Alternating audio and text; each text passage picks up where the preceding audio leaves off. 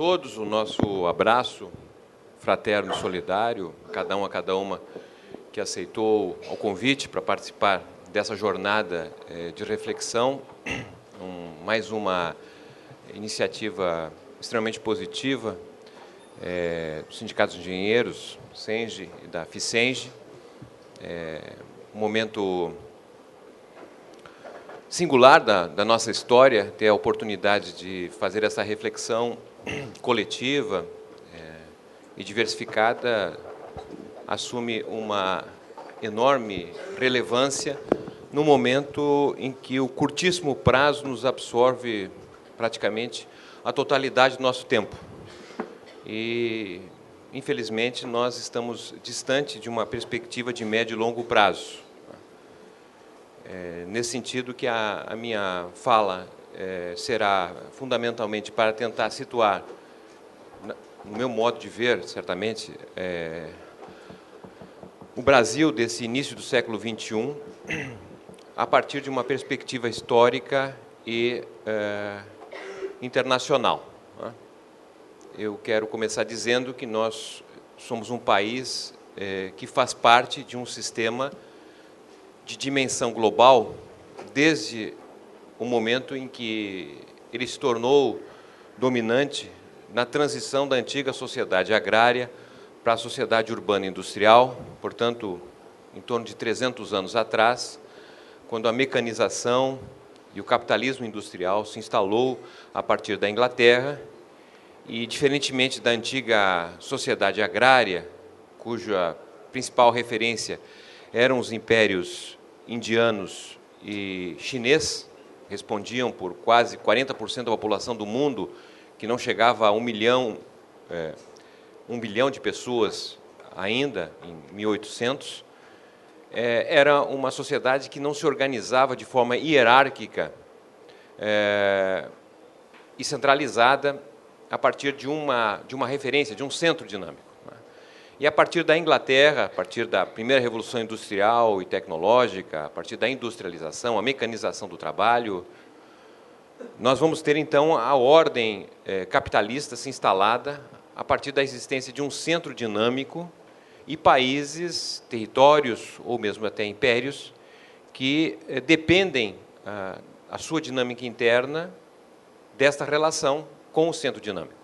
Portanto, de lá para cá, passamos a viver um sistema de dimensão global, cujo desenvolvimento é desigual, embora articulado a partir da posição relativa de cada país ou território em relação ao centro dinâmico. Nesse sentido, as possibilidades, os graus de liberdade dos países, do território que não pertence ao centro dinâmico, são maiores à medida que o centro dinâmico encontra-se em crise. A crise é parte integrante do próprio desenvolvimento capitalista. É algo normal dentro do próprio desenvolvimento, na medida em que as formas antigas de valorização do capitalismo se esgotam e as novas formas ainda não se apresentam plenamente maduras. Então, a crise é um momento especial do capitalismo, mas, de certa maneira, faz parte da sua própria dinâmica. E países como o Brasil têm oportunidades de mudar a sua posição relativa em relação ao centro dinâmico, quando o centro dinâmico encontra-se num momento de crise. Países da periferia podem se tornar ou fazer parte desse centro dinâmico a partir da existência de um projeto nessa perspectiva. O Brasil, nesse sentido, foi sempre um país da periferia do capitalismo, nunca pertenceu ao centro, mas, em determinados momentos, ele reposicionou-se em relação ao centro. Para ser país do centro dinâmico, pressupõe a existência de 3 características fundamentais. A primeira, a existência de uma moeda de curso internacional, uma moeda que seja meio de pagamento, uma moeda que seja reserva de valor, e são pouquíssimos os países que têm moeda de curso internacional. A segunda característica, para além da moeda, está relacionada à capacidade de produzir e difundir o progresso técnico. O progresso técnico, digamos assim, é a alma do capitalismo, é o que permite a inovação recorrente do ponto de vista do produto, do processo, é o elemento central da competição intercapitalista. E o terceiro elemento está associado à existência de forças armadas, uma vez que as forças armadas permitem estabelecer as vontades daqueles que não conseguem fazer pela diplomacia. Então, o uso das forças armadas impõe, junto com a moeda e o progresso técnico, um centro que se estabelece de forma hierárquica o seu desenvolvimento combinado com os demais países que fazem parte desse circuito, dessa ordem capitalista. Nós estamos vivendo um momento difícil do ponto de vista do centro dinâmico atual, que são os Estados Unidos, que apresentam sinais de decadência e, ao mesmo tempo, uma tentativa de resistir a esta decadência. Decadência que se iniciou na década de 1970 por 3 derrotas que esse país sofreu. A primeira, do ponto de vista monetário, quando a sua moeda deixou de ser conversível ao ouro e tornou-se uma moeda como outra qualquer.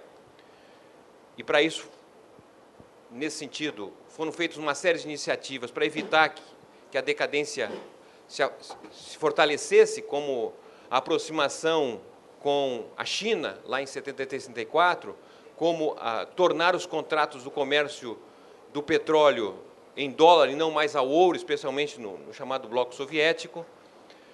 Uma segunda derrota importante foi a derrota militar ocorrida na Guerra do Vietnã, né, que não apenas estabeleceu uma derrota ao que era reconhecido como o maior e principal exército do mundo externamente, mas também internamente pelos conflitos que os Estados Unidos apresentava desde 1968, com o movimento hippie, entre outros movimentos culturais contra a guerra e assim por diante. E uma terceira derrota ocorrida ao final da década de 1970, que estabeleceu uma insegurança do ponto de vista energético diante da guerra do Irã e do Iraque, diante da Revolução Iraniana, diante da invasão da União Soviética ao Afeganistão. Aí, na verdade, levou um reposicionamento dos Estados Unidos, a adoção de uma política de corte neoliberal e que estabeleceu as novas armas da dominação a partir dos Estados Unidos, que foi justamente a guerra cibernética, que se inicia com a guarda-chuva, aquele Guerra nas Estrelas com o Reagan, né, em que a União Soviética aceitou a pressuposição da corrida militar e, de certa maneira, terminou comprometendo, inclusive, a sua capacidade de permanência, que se esgota, basicamente, em 1991. Então, essa estratégia desenvolvida a partir do governo Reagan seguiu praticamente até o último governo Obama. Né. Ela teve êxitos, no sentido de que estabeleceu uma reorganização em que os Estados Unidos derrota o seu principal adversário, a União Soviética, mas também derrota adversários internos que se colocavam já nos anos 70 e início dos anos 80 como alternativa aos Estados Unidos, sendo eles a Alemanha e o Japão. Por razões internas ou próprias, esses dois países foram perdendo capacidade de substituir os Estados Unidos, seja pela forma com que a Alemanha se reunifica, a partir da queda do Muro de Berlim, seja, inclusive, da forma com que se estabelece o Acordo de Maastricht na União Europeia. E o Japão se perdeu, basicamente, em função de uma crise financeira, habitacional, e praticamente vive aí quase 3 décadas de uma estagnação que retirou, praticamente, do tabuleiro de uma posição superior. Esse mesmo projeto de reposicionamento dos Estados Unidos, iniciado no início dos anos 80, também tem contradições, entre elas, justamente, o deslocamento da manufatura e o processo de abertura de vários países, uns de forma inteligente, outros de formas emborrecidas, inteligente da Ásia, em que a China passou a ter um protagonismo em um projeto, não apenas de nação, que já tem mais tempo, mas um projeto, na verdade, mundial. Isso significou, na verdade, cada vez mais um crescimento e uma alternativa a esta velha ordem centrada nos Estados Unidos. Então, esse é um momento de reposicionamento no mundo, e em outros momentos históricos, como foi a depressão de 1873 a 1896 e a depressão iniciada em 1929, nesses dois momentos anteriores, o Brasil aproveitou de forma estratégica a reconstituição de uma nova maioria que se tornou capaz, não é, de fazer com que o país assumisse um papel diferente daquele que vinha colhendo anteriormente. Não é? Apenas para fixar, nós vínhamos de uma longa depressão, uma longa decadência, para dizer melhor o termo, iniciado com o fim do ciclo do ouro, em 1770, basicamente, e o Brasil reengata, se reposiciona a partir da década de 1880, quando cria uma nova maioria aqui interna, basicamente constituída pelo São Paulismo, a partir do café, uma aristocracia modernizante para a época, comparativamente ao que nós tínhamos de dominação interna, que consegue fazer mudanças importantes, apesar da derrota que vai ter, que eu vou comentar na sequência, mas apenas para destacar os avanços que o Brasil teve em relação ao abandono, uma reforma laboral, vamos dizer assim, o abandono do trabalho escravo, mesmo sabendo que foi 66 anos depois da independência, mas ter feito a abolição da escravatura, ainda que não como os abolicionistas, Rui Barbosa, Joaquim Nabuco desejavam, etc., mas não há dúvida que é uma mudança, não apenas institucional, inaugura, consolida o mercado de trabalho, finca as bases do capitalismo no Brasil. Né? Nós estabelecemos uma transição do antigo regime de governo, a monarquia para a república, não é? E estabelecemos uma Constituição relativamente avançada em 1891. E havia ali forças interessantes do ponto de vista de uma estratégia do Brasil que não era apenas e tão somente a reprodução do passado através do agrarismo. Os abolicionistas tinham uma visão, uma base militar, de certa maneira, de que o Brasil precisava dar passo do ponto de vista da industrialização. Isso, de certa maneira, já estava claro para Bonifácio, na própria abolição, na própria independência do Brasil, mas não havia forças internas. Ali, em 1880, começa a haver uma força, a tentativa de inaugurar uma base industrial, fortalecer a base industrial, ainda muito preliminar, com o Rui Barbosa, na expansão do crédito equivocado, vai dar um encilhamento, o papelismo, infelizmente, não consegue instalar, de certa maneira, a industrialização brasileira no início da República, e depois nós temos a resposta, que foi a política do café com leite, a política dos governadores, que descentraliza a República e vai levar à reprodução do agrarismo, basicamente, até 1929, certo? Mas houve ali um momento importante.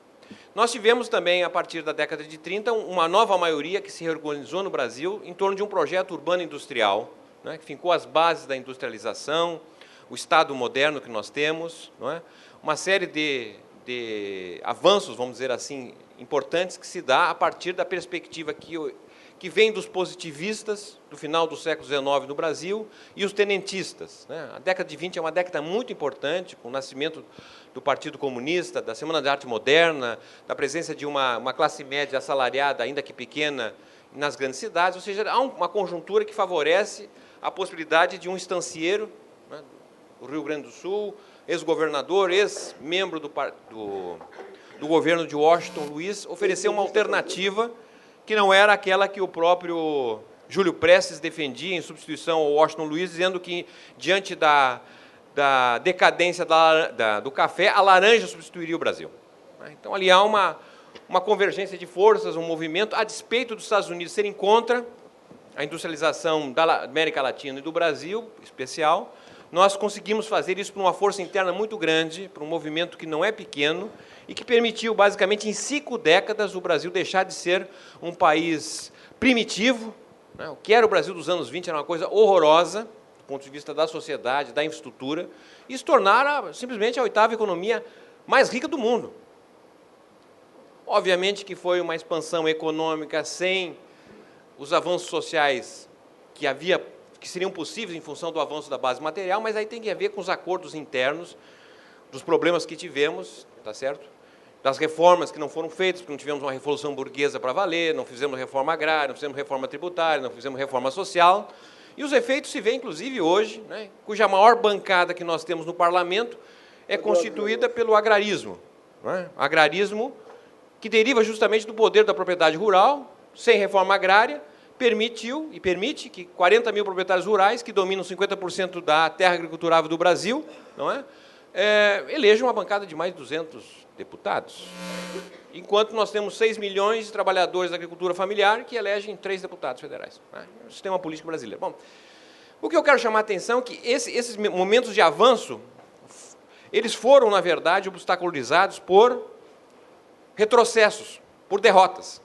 Como foi, por exemplo, a derrota de 1891, a chamada Lei Saraiva. O Brasil tinha, guardado em proporção, um dos sistemas mais democráticos dentro da chamada democracia censitária. Aqui no Brasil só votavam homens e tal, e com propriedade ou ricos, mas mais ou menos participavam, até 1880, nas eleições do Império, cerca de 15% da população. Como quem financiava as eleições naquela época eram os proprietários rurais, eles entenderam que estava muito caro financiar a eleição com tantas pessoas participando, né?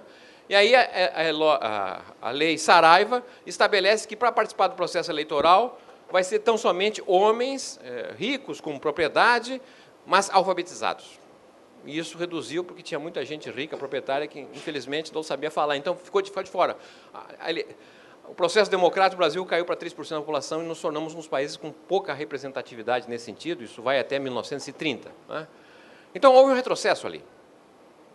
Nós tivemos um retrocesso importante que foi, para os paulistas, a Revolução Constitucionalista, os brasileiros, a Contra-Revolução, né, que foi uma tentativa de retroceder o Brasil aos anos 20, aos anos 10, que era justamente o Brasil agrário. Né? Mas vamos lembrar que São Paulo tinha o maior contingente de forças armadas, o que havia de mais avançado do ponto de vista da repressão, e se impôs em relação ao Brasil uma guerra civil aberta.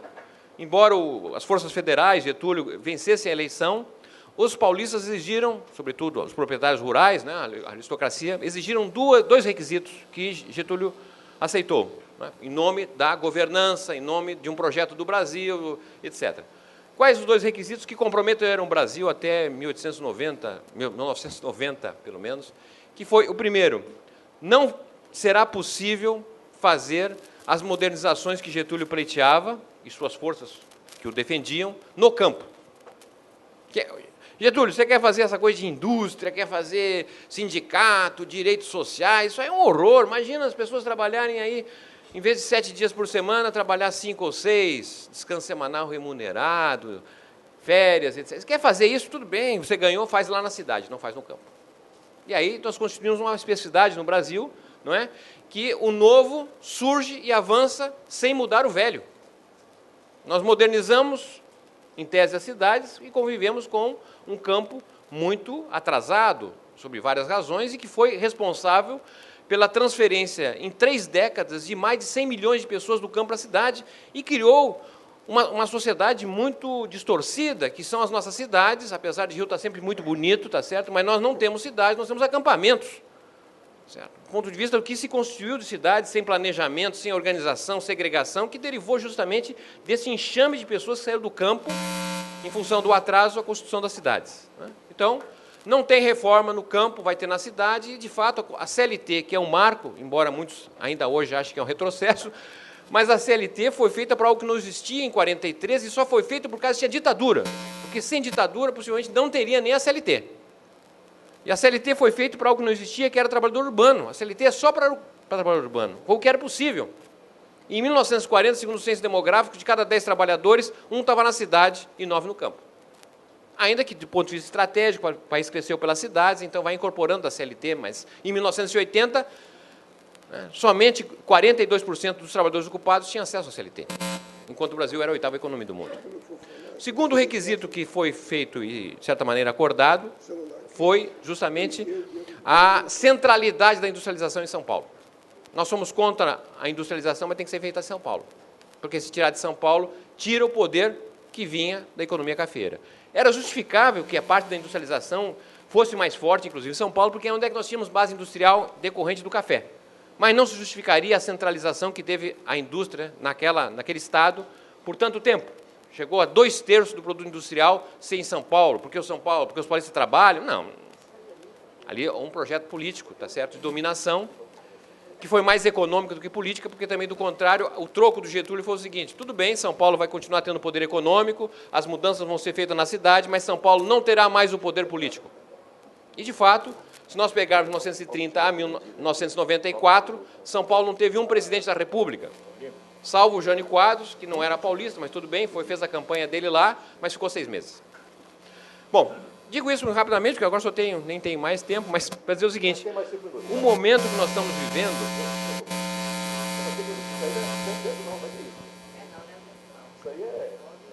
Tecnologia. É microfonia. Tá bom. O que eu quero chamar a atenção é que nós vínhamos constituindo uma maioria...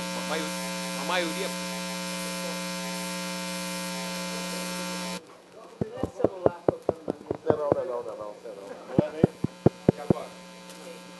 Melhorou? Bom, todo esse velho histórico vai ser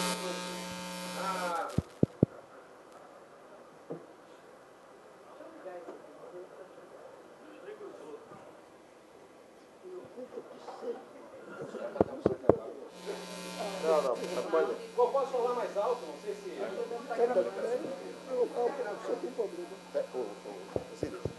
Pega mais água para a pessoa aqui na minha. Oi? Pega mais água aí. Voltou agora? Meu tá bom. Meu tá bom. Voltou. Melhorou aí? Olha, ótimo, o meu tá bom aqui. Não tá baixo. Bom, esse périplo todo que acabei fazendo e me contaminou o tempo todo era basicamente para chamar a atenção que nós vínhamos, no início desse século, com uma maioria política que se organizou a partir de forma democrática, pela primeira vez na história, uma maioria política que, de certa maneira, permitiu combinar democracia, crescimento econômico e distribuição de renda. Não apenas do ponto de vista interno, os resultados foram muito interessantes e positivos quando comparado com o passado, mas também esse movimento, essa maioria interna criada, aproveitava-se do quadro geral internacional de decadência dos Estados Unidos para se reposicionar no mundo. Tá certo? Isso não foi pouca coisa o que nós fizemos do ponto de vista de ampliação das relações Sul-Sul, a valorização do espaço sul-americano, né? As novas relações de cooperação com a África, com o Oriente Médio, com a Ásia, as conexões feitas a partir do BRICS, que de certa maneira permitia pela primeira vez na história um protagonismo internacional que o Brasil jamais teve. A constituição das bases de um sistema de defesa, à margem da presença norte-americana, né? As relações no projeto de defesa com a Índia, com a China, com a Rússia, com a França, na compra dos aviões e uma série de outros elementos. E agora?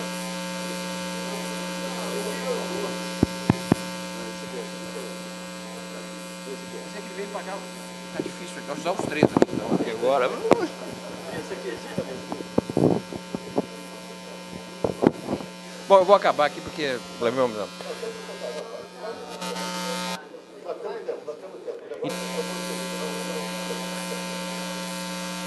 Então, essa convergência que se constituiu foi uma convergência importante que permitiu o Brasil se reposicionar no mundo, mas esse reposicionamento no mundo e esse movimento interno foi acompanhado, evidentemente, de oposição e adversários. Tá certo? E o que ocorreu no ano passado, tá certo? A meu modo de ver, pode ser comparável a, guardada de proporção, a 1932 a 1891. Tá certo? O que ocorreu no ano passado pode ser o resto do Brasil, o tempo do Brasil, ou pode ser apenas uma página virada. Depende, obviamente, que resposta nós temos capacidade de dar ao que ocorreu no ano passado, porque ele é uma interrupção, ele é uma volta ao passado. Ele é uma tentativa do Brasil voltar aos anos 90 por várias reformas que estão aí, ou até mesmo ao século passado, voltar ao início, antes de 1930. Agora, a questão é a seguinte, qual a nossa capacidade de reação e ocupar, não somente as ruas, mas um projeto que possa dar sequência. Não acredito que seria a continuidade do que ocorreu a partir das eleições em que o PT liderou a partir de 2003, porque o mundo está mudando bem. A maioria que se construiu no Brasil a partir de 2003 é uma maioria que se dava num quadro de globalização. Nós estamos vivendo uma outra fase que é de desglobalização. Ao invés do comércio crescer mais rapidamente que o PIB, o que nós estamos vendo desde 2008 é o PIB crescer muito pouco no mundo e ainda acima do comércio.